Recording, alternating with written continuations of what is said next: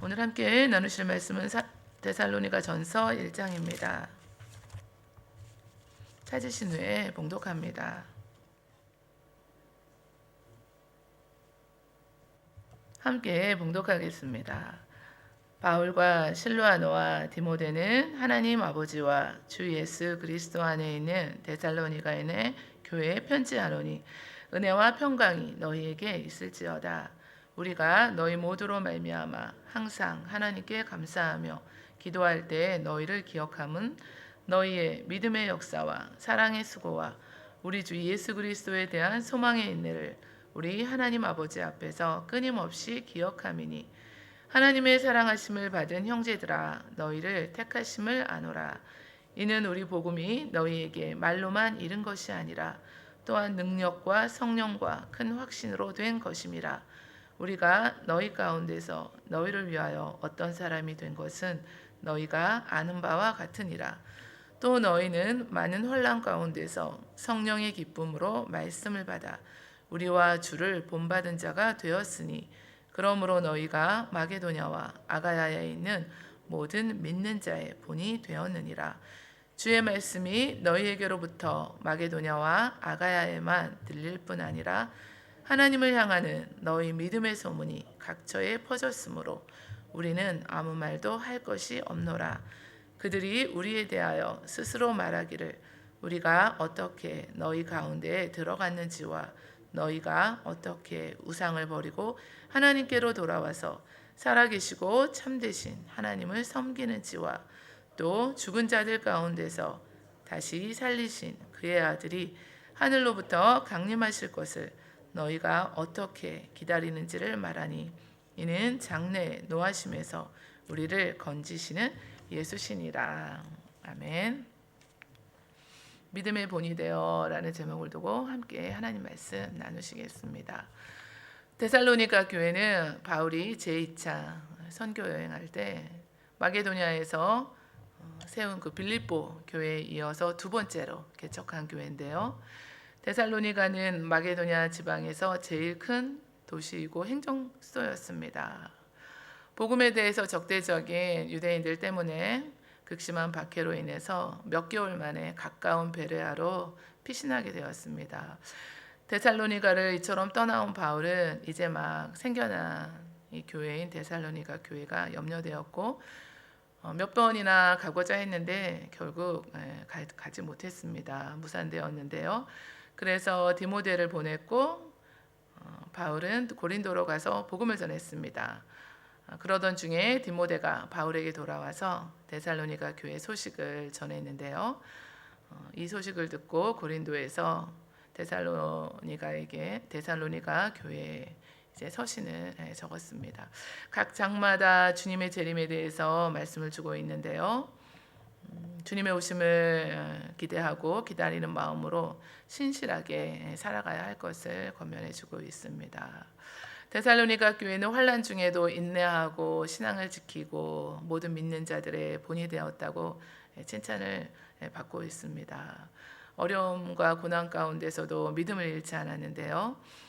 신앙으로 인해서 다가오는 그 모든 어려운 일들, 핍박과 그 고난을 잘 인내했습니다.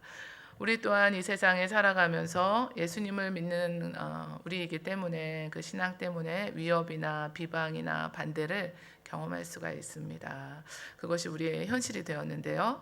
이 가운데서도 끝까지 주님에 대한 그 믿음 우리가 변치 않고 믿음의 본이 되어서 선한 영향력을 흘려보내시고 복음의 또 삶을 살아가시기를 원합니다. 또 너희는 많은 환난 가운데서 성령의 기쁨으로 말씀을 받아 우리와 주를 본받은 자가 되었다고 했습니다. 바울의 전도를 받아들이고 마음을 열고 그 복음을 따라서 이렇게 살아가는 모습 때문에 유대인들의 눈에는 이방인인 데살로니가 성도들의 이 열심과 모습이 눈에 가시였습니다. 시기와 증오의 대상이 되었는데요. 복음을 들은 수많은 경건한 헬라인들과 귀부인들이 믿게 되었고 그래서 유대인들은 거리에 불량한 자들을 선동해서 야손과 형제들을 핍박하고 이 때문에 바울은 데살로니가를 떠나게 되었습니다. 복음을 믿지 않는 유대인들과 동족들로부터 이중적인 핍박을 받게 된 건데요. 이런 고난이 얼마나 심했는지 또 너희는 많은 환난 가운데서라고 했을 때 그 환난으로 번역된 들립시스라는 단어를 보면은요. 포도주를 만들기 위해서는 포도주 그 틀에 넣고 이렇게 압박하면서 으깨는데요. 참기 힘들 정도로 괴로운 고통을 받는 것을 의미하고 있습니다. 성도들은 바울과 실라가 빌립보 지방에서 전도하다가 감옥에 갇혔을 때 환난 중에 기도하고 하나님을 찬양했던 그 모습처럼 극심한 이 같은 핍박 가운데서도 성령님이 주시는 기쁨으로 주의 말씀을 믿고 의지하고 믿음을 지켰던 것입니다. 기쁨은 성령님이 주시는 열매인데요. 복음이 전해지는 곳에는 하나님의 사람들 가운데 큰 기쁨이 있었습니다. 또 이 복음을 받은 저와 여러분들도 어떤 상황을 우리가 맞이하든지 우리는 복음으로 인해서 이처럼 기뻐할 수가 있습니다. 성령님께서 주시는 참 기쁨으로 인해서 우리의 환경을 초월한 그런 기쁨이 오늘도 우리 가운데 충만하게 함께 하시기를 더 소망합니다. 데살로니가 교회는 많은 환난 중에도 바울 일행과 주를 본받은 자가 되었다고 했습니다. 본받는다는 것은 단순히 이렇게 따라한다는 것이 아니라 삶이 주님의 삶을 닮아가는 것을 말합니다. 예수님께서는 우리의 모본이 되어 주셨는데요. 우리가 어떻게 걸어가야 하는지 그 믿음의 길을 친히 보여주셨습니다. 또 우리의 연약함과 부족함을 아시는 주님께서는 우리가 감당해야 할 일들을 몸소 친히 감당해 주심으로 그 길을 주님을 따라갈 수 있도록 다 우리 앞서서 행하여 주셨습니다. 성도들을 다른 말로 그리스도인이라고 하는데요. 이 말은 안디옥 교회 성도들이 처음 들었습니다. 사람들은 안디옥 교회 성도들이 그리스도를 본받는 삶을 사는 것을 보고 그들을 가리켜서 그리스도인이라고 불렀습니다. 환난 중에도 믿음을 잃지 않고 주님을 따라서 주님을 본받아 살아갈 때 우리가 그리스도인이라는 말을 듣게 됩니다. 우리는 지금 세상 가운데 어떤 말을 듣고 있을까요? 하나님의 뜻을 이루기 위해서 십자가에 달려 돌아가신 주님을 본받아서 끝까지 주님의 십자가, 주님의 말씀 붙들고 오늘도 승리하시는 귀한 날이 되시기를 소망합니다. 그러므로 너희가 마게도냐와 아가야에 있는 모든 믿는 자의 본이 되었다고 했습니다. 예수님께서는 제자들과 함께 먹고 마시면서 하나님을 믿는 자의 삶이 어떻게 살아가야 하는지 몸소 보여주셨고 삶으로 직접 보여주신 예수님을 통해서 참된 제자의 삶이 어떤지 우리가 알 수 있게 하셨습니다. 따라갈 수 있게 하셨는데요. 이 모든 삶 가운데 모범이 되어주신 그 주님이 우리에게 믿음의 본이 되어주셨는데 주님을 따라가는 저와 여러분들은 누구에게 믿음의 본이 되고 계실까요? 우리 가정에서 믿음의 본이 되고 계시고 또 우리 교회 공동체 안에서 우리가 나가서 이 땅 가운데 살아가는 그 세상 가운데서도 우리 주님을 이렇게 볼 수 있도록 우리를 통해서 그런 삶을 또 살아가시기를 원합니다. 데살로니가 교회가 환난 중에도 기쁨으로 주를 본받은 자가 되고 끝까지 믿음을 지키는데 이 때문에 모든 믿는 자에게는 본이 되었고 각처에 그 믿음의 소문이 퍼져서 결국은 하나님께 영광을 돌리게 되었습니다. 주의 말씀이 너희에게로부터 마게도냐와 아가야에만 들릴 뿐 아니라 하나님을 향하는 너희 믿음의 소문이 각처에 퍼져서 우리는 아무 말도 할 것이 없다고 했는데요. 데살로니가 교회를 중심으로 마게도냐 아가야 지역에 복음이 증거되었습니다. 데살로니가 교회의 믿음의 소문이 각처에 퍼지게 되었고 선한 영향력을 흘려보내게 되었습니다. 이처럼 복음을 접한 데살로니가 성도들은 자신들만 듣는 것으로 그치지 않았고 복음을 전하고 또 복음에 합당한 삶을 살아서 그 주변 지역에까지 복음이 증거되었다는 것입니다. 본서를 기록할 때 바울은 아가야 지역 고린도에 머물고 있었는데요. 그때 로마에서 온 브리스길라와 아글라 부부가 로마에까지 퍼져 있는 데살로니가 성도들의 믿음에 관한 소문을 말해 주었을 것이고, 또 고린도에서 바울과 합류한 실라와 디모데도 다른 지역에 이처럼 퍼져 있는 데살로니가 성도들의 소문을 전해 주었을 것입니다. 바울은 그래서 우리는 아무 말도 할 것이 없다고 했습니다. 바울이 데살로니가 교회 성도들의 일을 좀 말하고 싶었는데 벌써 말하기도 전에 그 소문이 바울의 귀에 들려왔습니다. 바울이 자랑하기도 전에 그들의 믿음에 대한 훌륭한 소문이 먼저 이처럼 널리 퍼져 나갔던 것입니다. 복음을 들은 우리들도 복음을 전해야 할 대상이 있습니다. 내 주위에 복음을 들었지만 또 아직도 그 마음을 열지 못한 분들의 한 분 한 분에게 우리가 기도하고 이처럼 복음을 다시 한번 전하고 또 그 소문들이 이렇게 퍼져나가서 우리 교회가 아름다운 소문들이 퍼져나가고 있습니다.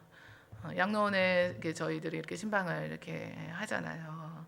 그러면은 거기에는 다른 종교를 가지신 분도 있고 또 믿지 않는 분도 계신데 우리 교회가 이렇게 어르신들 잘 섬겨주시는 걸 통해서도 교회가 칭찬받고 결국은 하나님께 영광이 되고 있습니다. 작은 소자에게 이처럼 하는 것 같은 작은 일들도 결국은 하나님께 영광이 되어지고 있습니다. 알게 모르게 교회 안과 밖에서 이렇게 하나님께 영광 돌리시는 아름다운 일들을 하고 계시는 줄 믿습니다. 우리는 아무 말도 할 것이 없다고 했습니다. 저희들이 복음의 증인되는 삶을 주님의 복음과 사랑을 이처럼 흘려보내시는 통로가 2023년 다 되시기를 원합니다. 그들이 우리에 대하여 스스로 말하기를 우리가 어떻게 너희 가운데 들어갔는지와 너희가 어떻게 우상을 버리고 하나님께로 돌아와서 살아계시고 참되신 하나님을 섬기는지와 너희가 어떻게 우상을 버리고 하나님께로 돌아왔다고 했는데요. 돌아왔다는 이 말씀을 보니까 마음을 완전히 고쳐서 회개를 하는 것을 말하는데요. 하나님을 향하는 것을 말합니다. 그래서 회심하는 건데 여기에는 반드시 또 행동의 변화가 따라오게 됩니다.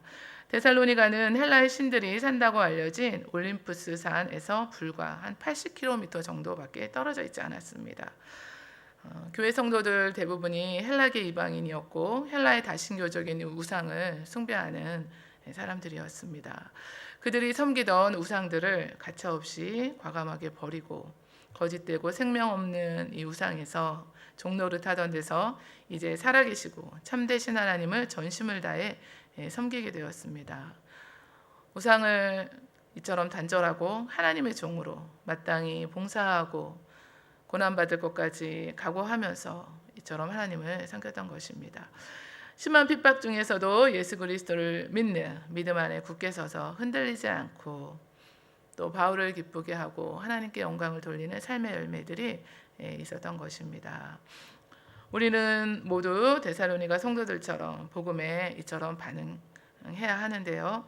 하나님께로 돌아서서 하나님을 섬겨야 하는데요. 무엇으로부터 우리가 돌이켜야 할까요? 우리가 가차없이 또 이 시간 내려놓고 돌아서야 할 것은 무엇일까요? 우리에게 있는 우상들은 무엇일까요? 우리는 또 어떻게 하나님을 섬기고 있나요? 마음과 뜻과 정성을 다하여 목숨을 다하여 하나님 한 분을 섬기라고 하셨는데요. 또 죽은 자들 가운데서 다시 살리신 그의 아들이 하늘로부터 강림하실 것을 너희가 어떻게 기다리는지를 말하니 10절 말씀인데요. 살아계신 하나님을 이처럼 섬기는 성도들의 그 신앙은 예수님의 다시 오심을 기다리는 재림신앙이었습니다. 초대교회는 부활하시고 승천하신 예수님께서 다시 오실 것이고 곧 임박했다는 그 긴장감이 있는 가운데 지나가고 있었는데요.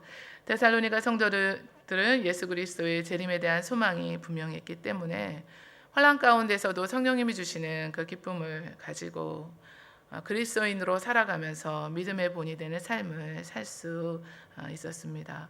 오늘날 우리들도 예수 그리스도의 그 다시 오심, 주님의 재림에 대한 이 확신과 기대를 가지고 우리가 기다려야 합니다. 예수님의 다시 오심을 믿고 소망하는 것은 아는 것으로 그치는 것이 아니라 끊임없이 예수님의 그 말씀대로 예수님의 말씀을 붙들고 또 준비를 하며 살아가는 것을 말씀하는데요. 누군가를 기다릴 때는 그분을 맞이하기 위해서 준비를 합니다. 우리가 집안에 또 손님을 모실 때도 청소부터 하면서 또 대접할 음식을 준비하고 모든 것을 다 정리정돈하고 단정히 합니다. 다시 오실 우리 주님에 대한 준비를 이처럼 해야 하는데요. 마태복음 25장에는 열처녀 비유가 나옵니다. 유대인의 관습에 따르면 결혼식은 보통 해가 진 후에 했는데요. 신부의 들러리들은 신부의 집 문 밖에 나가서 등을 들고 기다리고 있습니다. 신랑이 친구들과 함께 신부의 집에 당도하면 영접해야 했는데요. 그런데 신랑이 신부를 데리러 신부 집에 가는 시간은 정확하게 정해지지 않았기 때문에 몰랐습니다. 신부의 들러리들은 신랑이 늦어질 것을 대비해서 등이 꺼지지 않도록 충분한 기름을 준비해야 했습니다. 예측하지 못한 시간에 신랑이 오기 때문인데요. 주님의 다시 오심을 기다리는 우리들은 이처럼 준비하고 깨어 있어야 합니다. 우리 주님이 언제 오실지 우리는 그날을 알 수 없지만 당장 오신다고 해도 맞이할 수 있도록 준비가 되어야 합니다. 예수님께서 언제든 오실 것이라고 기대하는 사람처럼 오늘 하루를 살아가시는 저와 여러분들을 되시기를 원합니다. 평안할 때뿐만이 아니라 이처럼 신앙에는 고난과 핍박이 따라옵니다. 우리가 주님을 믿음으로 말미암아 신앙 때문에 다가오는 그 모든 어려움 가운데서도 우리 성령님께서 기쁨을 주시고 우리가 받은 이 복음으로 인하여서 주님을 본받아 믿는 자의 또 본이 되고 주님의 복음을 증거하시며 우리 주님께 영광 돌리는 삶을 살아가시는 귀한 한 날 되시기를 원하고 또 2023년 그런 날들이 이어지시기를 소망합니다.